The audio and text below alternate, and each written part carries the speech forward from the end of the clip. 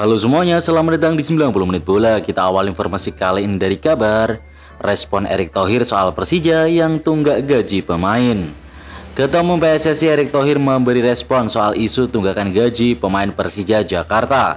Erick mengisyaratkan tak bisa ikut campur lebih dalam ihwal urusan dapur masing-masing klub. Minoritas saham yang dimiliki PSSI di PT LIB sebagai operator liga profesional di Indonesia membuat Erick menyebut klub adalah entitas independen yang bebas dari intervensi. Bukan kami membela diri seakan-akan PSSI itu bertanggung jawab atas semua hal.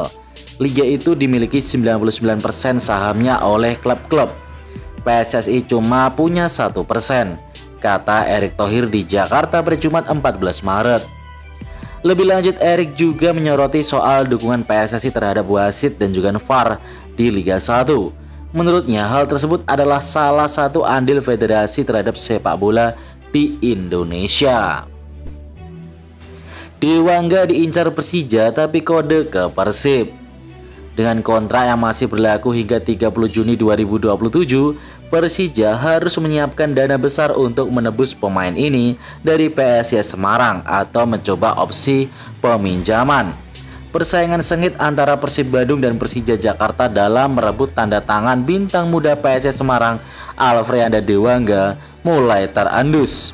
Kedua klub raksasa Liga 1 ini tampaknya siap menggelontorkan dana besar demi mengamankan pemain berusia 23 tahun tersebut. Isyarat kepindahan Dewangga mencuat setelah dirinya membagikan unggahan ambigu di Instastory. Dalam postingan tersebut, sang kapten PSIS menyematkan emoji hati biru yang sontak memicu spekulasi terkait masa depannya. Kode tersebut menimbulkan spekulasi bahwa Persib Bandung menjadi salah satu kandidat utama. Ditambah lagi, posisi gelandang bertahan yang kosong akibat absennya Deddy Kusnandar menjadi alasan kuat bagi Maung Bandung untuk merekrut Dewangga. Kontrak habis Rahmat Irianto rumor pulang ke Persebaya. Rian, panggilan Rahmat Irianto, adalah satu di antara 11 pemain Persib Bandung yang kontraknya diketahui berakhir dalam waktu dekat. Lantas apakah Rahmat Irianto akan stay atau justru akan balik ke rumah Persebaya Surabaya alias CLBK dengan Persebaya? Nah, sebagai informasi, Rahmat Irianto pernah memperkuat Persebaya. Irianto membela Persebaya Surabaya dari musim 2017-2018 hingga musim 2021-2022. Ia begitu dicintai bonek mania berkat kontribusi yang ia bekukan bagi Persebaya Surabaya. Sayang, Rahmat Irianto hengkang ke Persib Bandung pada awal musim 2022-2023. Persebaya Surabaya atau Persebaya berpotensi memulangkan Rahmat Irianto di awal musim 2025-2026 mendatang. Kehadirannya tentu akan memperkokoh lini belakang Persebaya Surabaya demi meraih juara BRI Liga 1. Arema FC kembali incar Ramai Rumaki dari Persipura. Pemain Persipura yakni Ramai Rumaki diketahui kembali jadi incaran klub Liga 1 yakni Arema FC. Pemain Persipura Jayapura Ramai Rumaki berhasil keluar menjadi top skor Liga 2 musim ini setelah mengoleksi 22 gol dari 20 penampilannya. Hal tersebut merupakan catatan bagus untuk pemain muda yang mampu menunjukkan kualitasnya.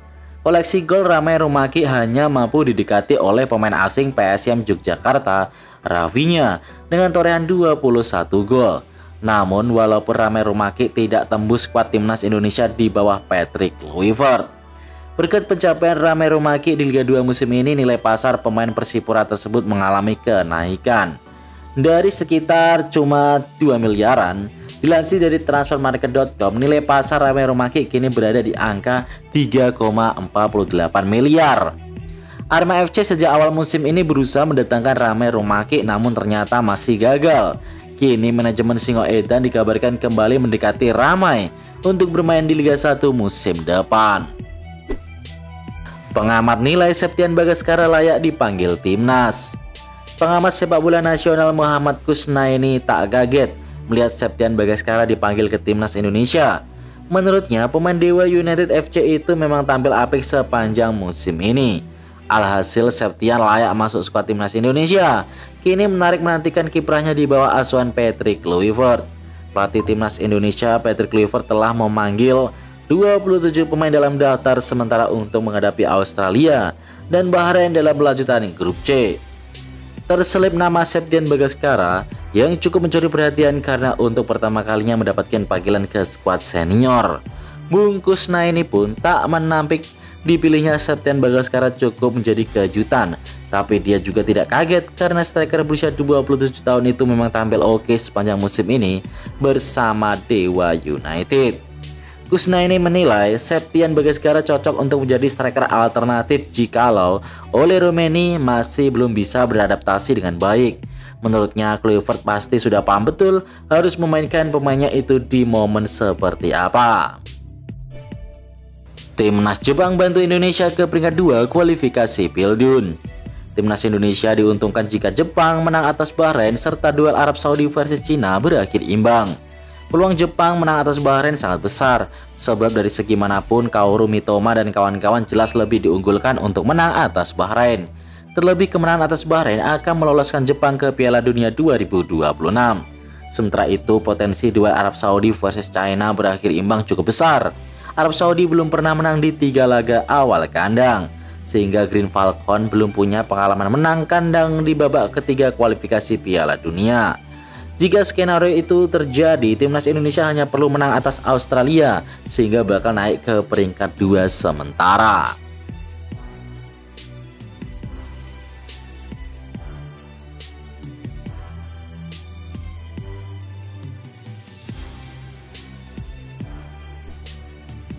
Erick Thohir ungkap alasan Asnawi tak dipanggil timnas.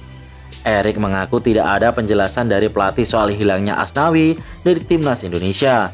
Namun mantan pemilik Inter Milan itu memperkirakan Kluivert memanggil pemain sesuai dengan kebutuhan strategi. Tergantung pelatih, bukan tergantung saya. Kan tidak ada pemain titipan, kata Erick di Jakarta. Mungkin ada beberapa posisi, di situ ada Kevin Dix, Sandy Walsh mungkin. Juga di posisi atas serang ada opsi lain dengan adanya Ole Romeni, ujar Erick. Saya tidak tahu, saya tidak berani tanya atau membandingkan per individu karena semua kan menjadi satu strategi kepelatihan, tandas Erick Thohir menjelaskan. 17 pemain timnas hingga Patrick Kluivert tiba di Australia. Pelatih timnas Indonesia Patrick Kluivert sudah tiba di Sydney, Australia pada Senin 17 Maret pagi. Ia tiba di Australia bersama sejumlah staf kepelatihan seperti Alex Pastoor, Danny Lanzat, Gerald van der Broek, dan banyak lagi. Selain staf kepelatihan, total sudah ada 17 pemain timnas Indonesia yang telah tiba di Sydney. Sebanyak 8 nama diantaranya merupakan pemain-pemain yang berumput di Liga 1. Berhubung ada 29 pemain yang dipanggil, itu berarti masih ada 12 pemain yang belum tergabung. Mereka akan tetap di Australia secara terpisah karena berangkat setelah membela klub masing-masing dalam rentang 15-17 Maret 2025.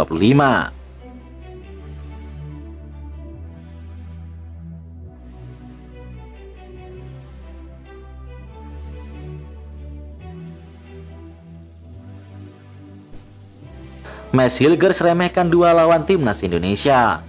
Pemain timnas Indonesia Mads Hilgers meremehkan kualitas 2 pemain negara langganan Piala Dunia, Australia dan Arab Saudi. Ia menilai ketimbang peserta lain di grup C, kualifikasi Piala Dunia 2026 zona Asia, hanya Jepang yang levelnya di atas timnas Indonesia.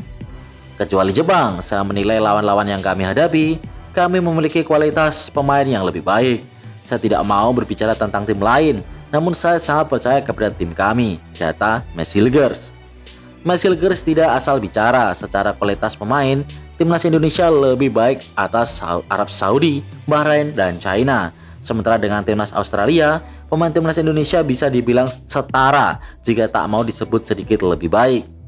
Saat ini pemain-pemain timnas Indonesia berkarir di kompetisi teratas Eropa. Beberapa di antaranya Jai Ses yang berkarir di Venezia, Mads Hilgers FC Twente, Kevin Dix FC Copenhagen, Ragnar Oratmaunt FC Dender, dan banyak yang lainnya.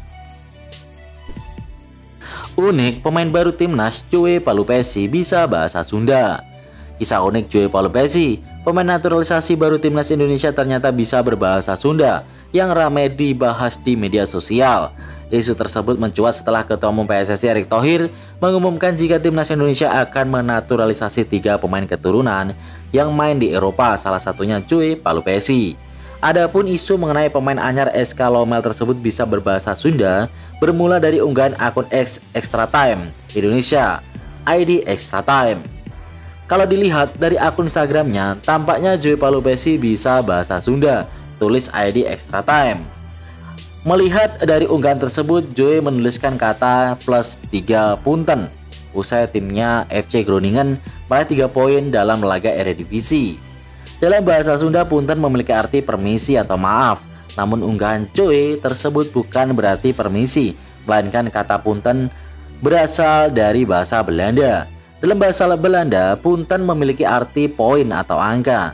Dapat disimpulkan pemain yang memiliki darah Maluku itu tidak berbaca Sunda, melainkan bahasa Belanda.